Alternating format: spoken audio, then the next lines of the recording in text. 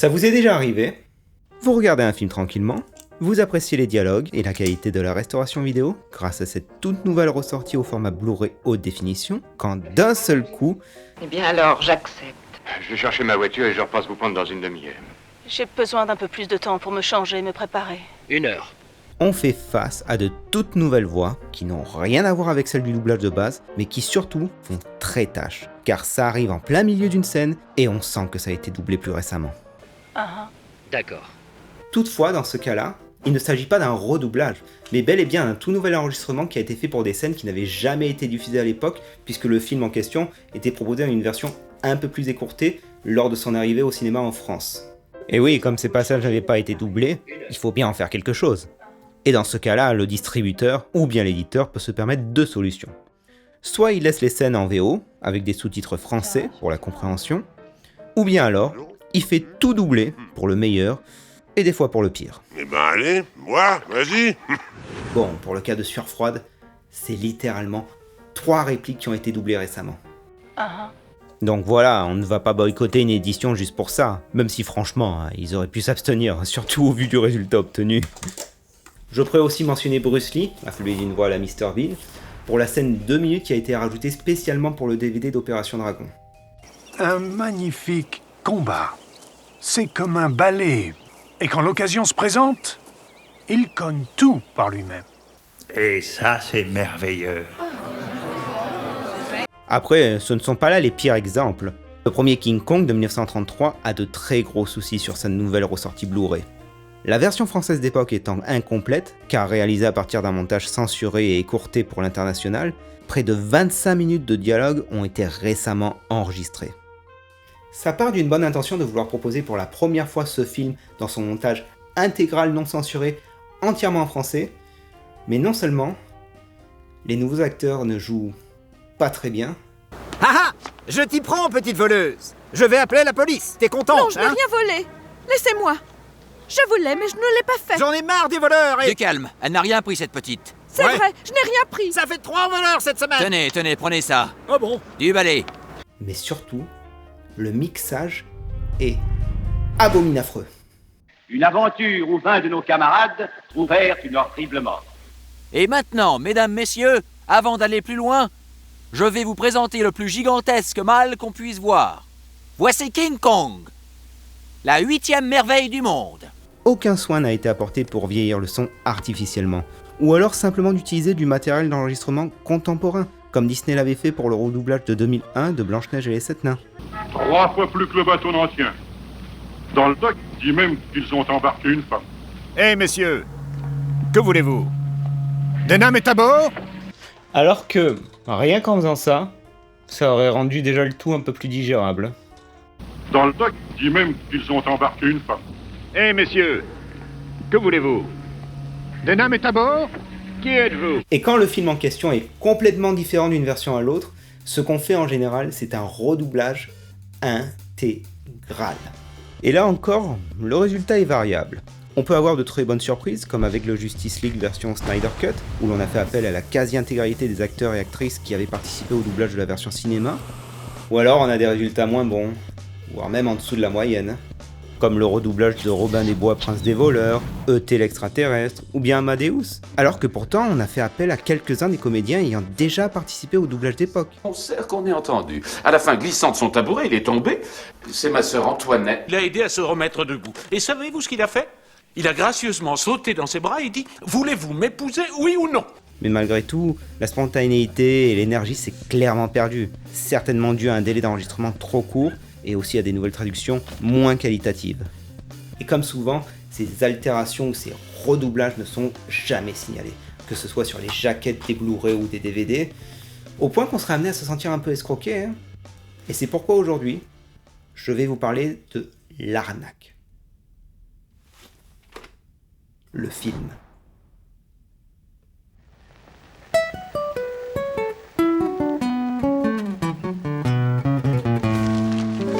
À Chicago, en 1936, Johnny le crocheteur, un jeune escroc très habile, assiste impuissant à la mort de son mentor et ami Luther.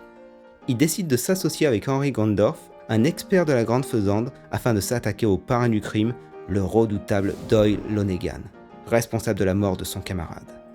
Leur plan ? Monter une arnaque extrêmement élaborée afin de pigeonner jusqu'au dernier cent Lonergan. Le duo va faire tourner en bourrique leurs pigeons, tout en jonglant avec les policiers véreux et des complices un peu trop enthousiastes. Bref, ce film est un hommage à l'art de la manipulation et au charme des gentlemen escrocs, avec des rebondissements jusqu'à la dernière minute. Et je ne peux que vous conseiller le visionnage de ce film, parce que malgré son âge, le film date quand même de 1973, il a très bien vieilli. Et cela grâce à ses personnages charismatiques incarnés par Paul Newman, Robert Redford, Robert Shaw, son scénario intelligent dont l'intrigue repose sur une arnaque complexe et magistralement orchestrée, sa reconstitution historique et soignée d'un Chicago des années 30, le tout accompagné de dialogues et de répliques cultissimes. Je m'excuse d'être en retard, j'étais au chiottes. Ainsi que sa bande originale mémorable.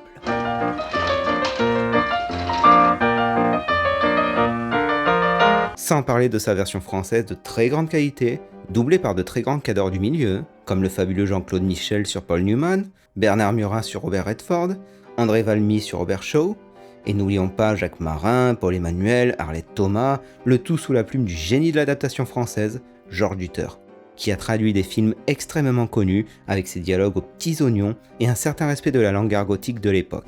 Je lui ai monté le charme et il a rien avalé. Il veut voir mon pote demain à 3h. Tu peux pas le faire changer d'avis? Non, je voulais le lanterner, mais j'étais seul, j'ai rien pu faire. Bon, eh ben on va lui faire ça au flanc et il nous trouvera bien un bureau. Notamment sur les expressions liées au jargon des tricheurs. En général, il fait le grec, avec les 8 ou les 9. Je suis sûr d'avoir maquillé les brèmes. Je lui avais refilé 4-3. Il a dû en plâtrer. D'ailleurs, pour l'anecdote, ce doublage français a inspiré un acteur très connu pour la création du rire de son fameux personnage. Donc je veux trouver un rire de con, parce que le mec il est con et il se marre. Et je regarde l'arnaque et je tombe sur la voix de doublage pareil. J'adorais la voix de doublage de Newman et de Redford, mais Newman, le rire, j'ai un rire dans OSS où je fais les... ça. Et ben ça, cette voix-là, c'est le rire de Newman quand il rentre dans le train, il va jouer au poker et il pille complètement l'autre et il fait... Et cette voix-là, ce rire, le rire moqueur est formidable. Même récemment, la série d'animation japonaise Great Pretender s'est largement inspirée de ce film pour la conception de ses héros et de leurs différentes situations afin de plumer des personnages corrompus ou moralement douteux. Et maintenant la question est, avec toutes les ressorties qu'il y a eu, que ce soit sur les cassettes, les DVD et bien évidemment le Blu-ray, sous quel format il est préférable de voir ce film pour l'apprécier pleinement ?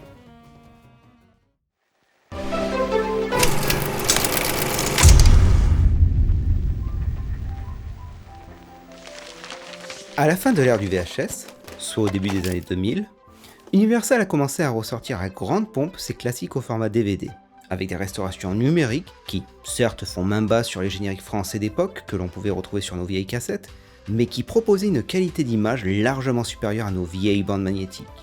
Ce qui est une bonne chose. Mais c'est aussi à cette période que l'arrivée des home cinéma s'est démocratisée, marquant une véritable révolution dans la manière dont les gens consomment des films à domicile. Ce qui peut être une mauvaise chose. Et oui, avec l'avènement des systèmes audio surround, notamment le Dolby 5.1, devenu un impératif pour tout film digne de ce nom, certains films initialement conçus en monophonique ont vu leur bande sonore remaniée en un tout nouveau mixage multicanal en 5.1, afin de recréer une immersion sonore comparable à celle des salles de cinéma. Et ça sur le papier, c'est bien, mais c'est aussi ça le problème. Vouloir transformer une bande monophonique en un mixage multicanal moderne, ça peut briser l'intention visée et surtout la direction artistique originale du film. Pourquoi ? Parce qu'un film en mono, c'est un mélange unique. Les dialogues, les bruitages, les musiques, les ambiances, tout est imbriqué en une seule et même piste audio, avec aucune information sur la position des sons dans l'espace ou autre. Vouloir séparer ça artificiellement, c'est comme vouloir extraire le jaune d'œuf d'une omelette après cuisson. Ça marche rarement bien. Et créer un tout nouveau mixage 5.1 nécessite donc de réinterpréter artificiellement chaque donnée du son, ce qui peut mener à des décisions arbitraires ou incohérentes, modernisant ainsi inutilement un classique.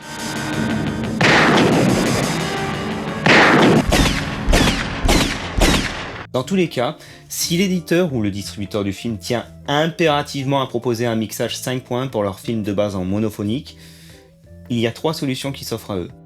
Premier cas, on a la chance de posséder les différents éléments isolés des dialogues, des ambiances et des bruitages du film, ainsi que la bande musicale, initialement enregistrée en stéréo par le compositeur. Donc, on va pas faire de fioritures, on va monter le tout ensemble et mettre de légers effets surround, de panoramique sur les canaux avant et arrière, tout en gardant les bruitages et les dialogues concentrés sur le canal central, car c'est avant tout la musique qui va bénéficier de ces effets sur les différents canaux. We didn't go to a sound effects library for better cyclones. That helps maintain that original kind of organic feel. Ça, c'est dans le meilleur des cas, même si c'est assez minimaliste en soi. Deuxième cas, on n'a aucun matériel, mis à part la bande sonore mono de base, et donc on va tenter de séparer les divers éléments en question afin de pouvoir les répartir sur les différents canaux, ce qui nécessite une reconstitution de l'audio presque intégrale et qui va demander un temps de travail considérable et onéreux. C'est la solution la plus rare et la plus compliquée, surtout si on veut proposer un remixage sans le moindre artefact ou effet de phase. Troisième cas, on n'en a rien à faire de l'authenticité du film, on va tout refaire, quitte à recréer intégralement les bruitages, les effets sonores comme les bruits de pas, les coups de feu ou les portes qui claquent, le tout en utilisant des banques de sons trop modernes qui ne peuvent donc pas s'intégrer harmonieusement dans le mixage de base ou ne correspondent en aucun cas à la direction artistique voulue du film original.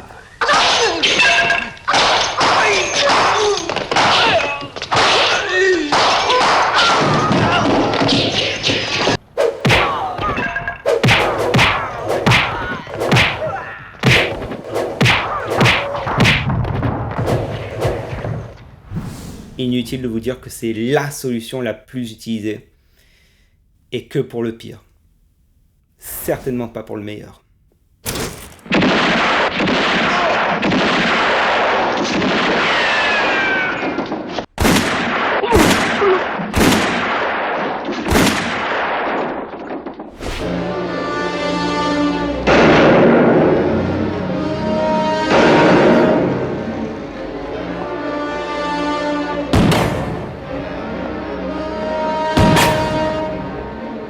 Grosso modo, imaginez la fameuse scène des tontons flingueurs où on a mis des bruits de flingues réalistes.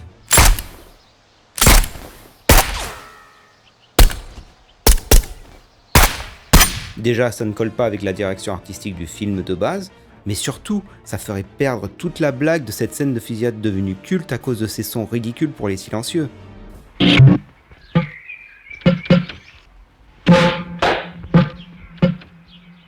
Et c'est d'ailleurs à cause de ce nouveau phénomène en vogue qu'il a été décidé que certains films comme La Petite Sirène, Le Parrain, Les Dents de la Mer, Il était une fois en Amérique, soient intégralement redoublés afin de pouvoir bénéficier d'un mixage multicanal. Ah oui, je précise par rapport à ce problème de mixage 5.1, je ne mentionne que les versions originales des films là. Si je devais citer tous les remixages 5.1 artificiels qui ont fait perdre des dialogues à nos versions françaises d'époque, la vidéo durerait des heures. Oui. Je suis un policier robot. Oui, je suis un policier. Voilà l'argent de ton voyage. Quand tu liras ça, je serai mort.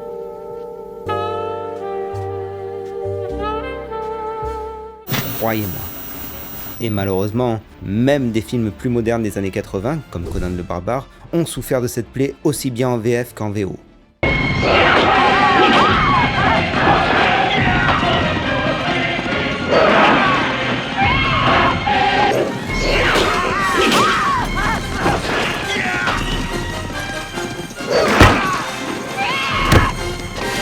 Personne n'a été épargné.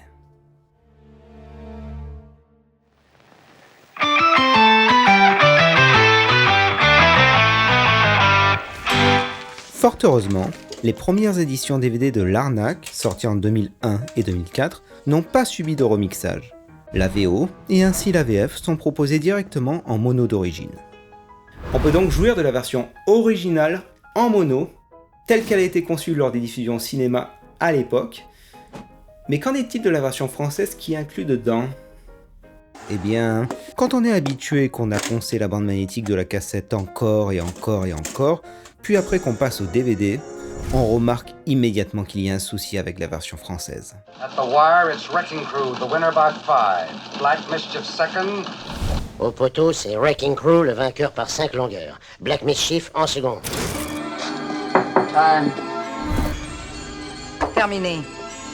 Eh oui, certaines scènes, soit l'équivalent de 5 minutes de film, sont proposées en anglais, et même pas sous-titrées en plus. Faites vos jeux, messieurs, faites vos jeux. Faites vos jeux. Ça se joue notamment sur les changements de scène, avec par exemple des ambiances de fond ou bien quelques petites répliques qui passent de l'anglais au français, sans la moindre transition.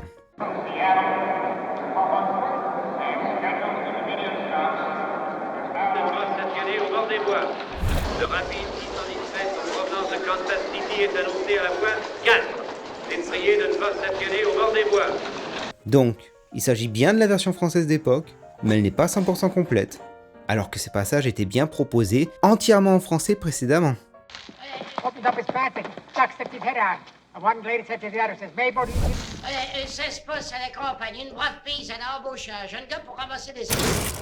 Et pourquoi ? Ben, ma théorie, et Dieu sait que je déteste les théories, il est fort probable que la VF récupérée pour la restauration numérique de 2001 provenait d'un montage écourté, certainement pour une diffusion à la télévision. Après tout, le film dure quand même 2 h et 9 minutes. Voyant ces manques, ils ont sûrement cru que les passages en question n'avaient jamais été doublés, et donc ont inséré la VO pour combler les trous de la piste audio. Ça me paraît de la théorie la plus logique, oui, mais bon, dans tous les cas, ça veut aussi dire une chose, c'est que la version française n'est pas proposée dans son intégralité, alors que ce support se dit être supérieur à mes anciennes cassettes. Doyle? Yeah. Doyle. Quoi? Bon après, les erreurs, ça arrive, hein. Comme pour le cas du DVD de Midnight Express, où le remixage 5.1 de la version française avait gommé une réplique en français du héros lorsqu'il était arrêté. Chose qui ensuite a été rectifiée lors des ressorties Blu-ray. Un an plus tard, une toute nouvelle édition sort en 2005 avec une... Et je vous laisse deviner quel type de remixage 5.1 a été fait pour cette édition.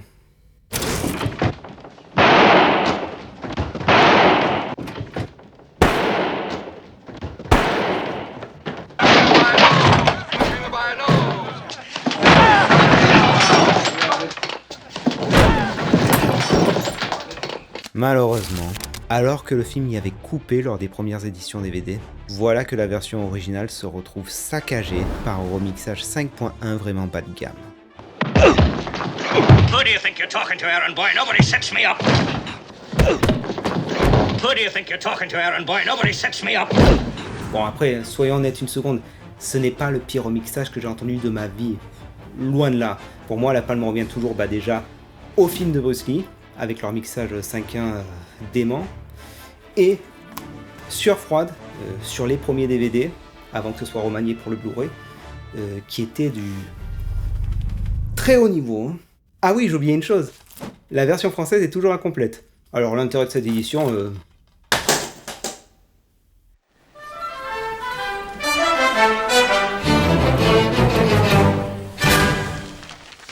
En 2012, le film a eu droit à une toute nouvelle restauration numérique en haute définition. Quelque chose qu'Universal effectuera pour un bon nombre de leurs classiques. Elle sera proposée sur support Blu-ray. D'ailleurs, j'aime beaucoup cette édition Blu-ray, avec son petit livret et ses petites anecdotes qu'il y a à l'intérieur. Mais encore une fois, c'est lamentable de constater que la VO n'est proposée qu'avec le remixage 5.1 médiocre. Alors que déjà à cette période, les Blu-ray des films tels que Les Dents de la Mer, Midnight Express, Dr. Folamour proposaient bien le mixage mono d'origine en plus de la 5.1, enfin du moins que pour la VO. C'est regrettable. Mais qu'en est-il de la version française ? Eh bien, j'ai le plaisir d'annoncer que la version française est enfin proposée dans son intégralité. Au poteau, c'est Wrecking Crew, le vainqueur par 5 longueurs, Black Mischief en second.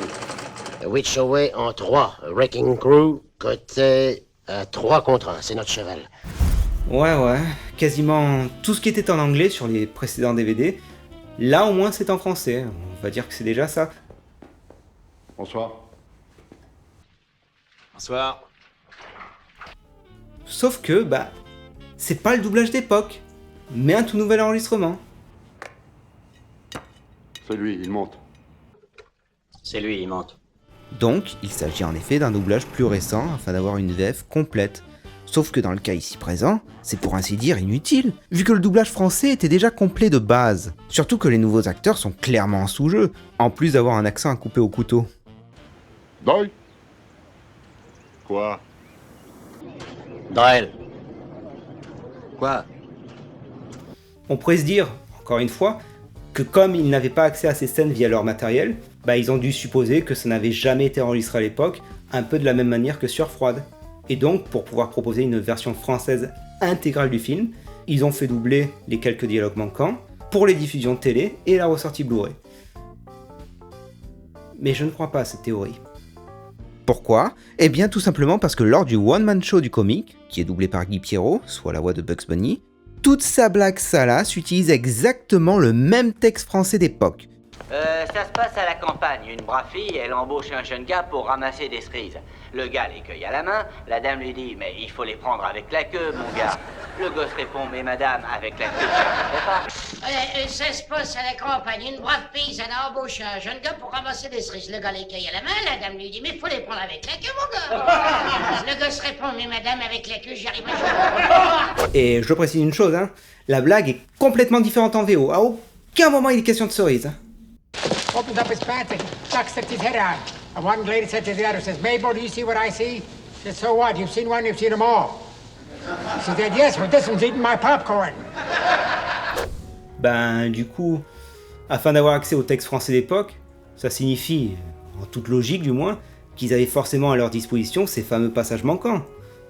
Alors, pourquoi ne pas les avoir réinsérés dans la piste audio plutôt que de faire un mauvais redoublage ? Là encore, je théorise, mais il se trouve que la version intégrale du doublage français était disponible sur Feu TF1 VOD. Par contre, la qualité du son n'était pas au rendez-vous. La piste était compressée, avec très peu de haute fréquence, tout le contraire de la version française présente sur le DVD ou le Blu-ray qui est clair comme du cristal en comparaison. Lonergan tire la plus grosse partie de ses revenus des tripots, mais cependant il met de plus en plus de fric dans son affaire de caisse d'épargne. Tu penses qu'il veut lâcher ses combines? Je pense pas. Possible que le matériel qu'ils avaient à disposition était aussi dans ce même état. Et donc, pour éviter que ça se tâche, ou probablement pour éviter des coûts de restauration audio, ils ont effectué un redoublage de ces scènes par-dessus la jambe, et puis basta.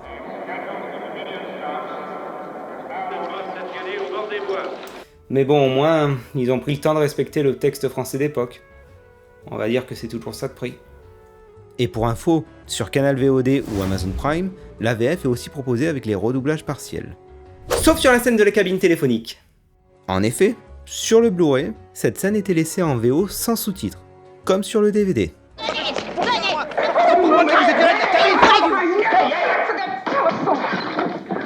Alors que sur Prime, la scène est complètement en français, mais là encore, il s'agit d'un redoublage récent médiocre qui utilise le même texte que celui d'origine.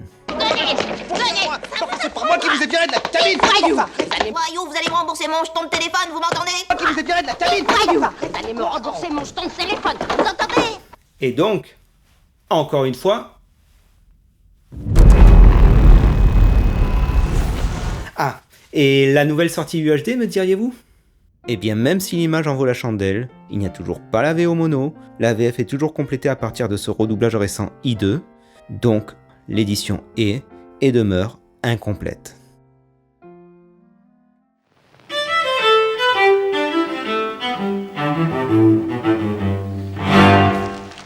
Encore aujourd'hui, il n'existe aucune édition rassemblant l'intégralité des éléments originaux du film.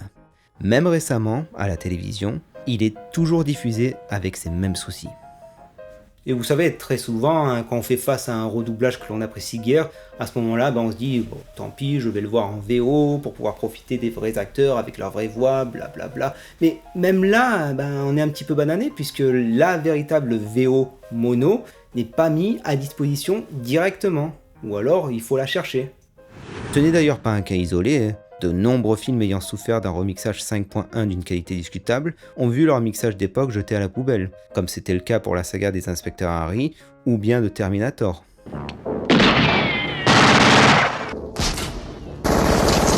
Pareil pour des grands classiques comme Il était une fois la Révolution ou Au service secret de Sa Majesté, dont les versions françaises se sont vues partiellement redoublées, alors qu'encore une fois, ces segments avaient bien été doublés à l'époque. Et moi alors ?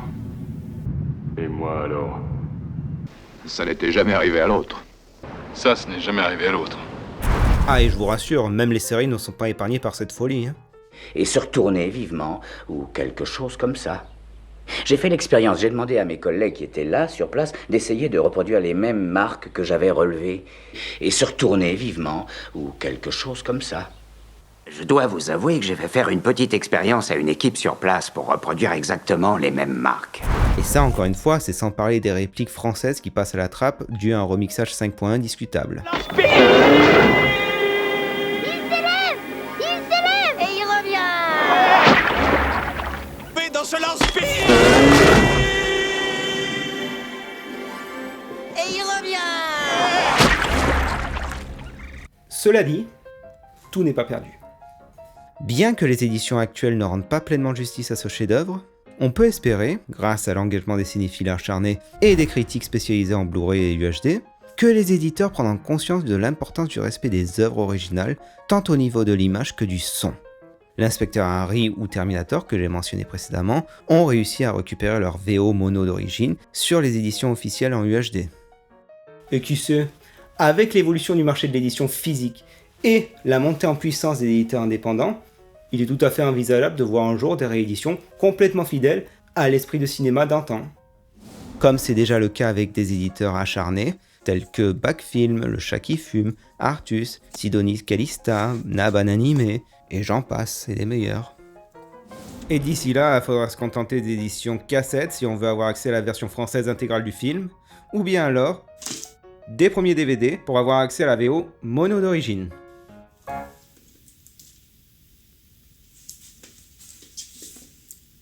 Mais en toute honnêteté, Pour la VO, avec ses ambiances refaites et tous ces nouveaux effets sonores artificiels qui parasitent le film du début jusqu'à la fin, c'est franchement chiant. Et du coup, pas très regardable. Pour la VF, bon, on va pas se mentir, comme je l'ai dit précédemment, une voix qui change sans crier gare, ça fait sortir du film aussi. Mais, en dehors de la scène du one-man show et celle du télégramme, le redoublage partiel ne concerne en réalité que quelques petites répliques isolées. C'est vraiment en mettant le tout bout à bout que ça fait 4 à 5 minutes sur les 2 heures et 9 minutes du film. Ce n'est pas comme King Kong ou Le Bon, la Brute, le Truand, où des scènes entières ont été doublées récemment pour les versions longues. Tes amis ont tort de traîner comme ça près de la rivière. Ils s'exposent à attraper un rhume. Donc oui, pour les aficionados du film, je ne peux pas le recommander sur les supports physiques actuels. Mais, si vous n'avez jamais vu ce film auparavant, et qu'il passe à la télévision ou en VOD, alors ne le ratez pas pour autant. Car même ce mauvais redoublage partiel ne suffit pas à le gâcher complètement. C'est une œuvre à déguster lentement, comme un grand cru qui révèle toute sa richesse au fil des instants.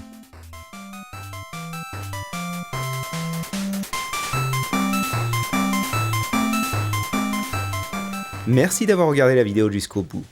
Si vous voulez soutenir davantage ce type de format, n'hésitez pas à laisser un commentaire, un pouce levé ou baissé, et vous abonner à la chaîne pour ne pas manquer la suite.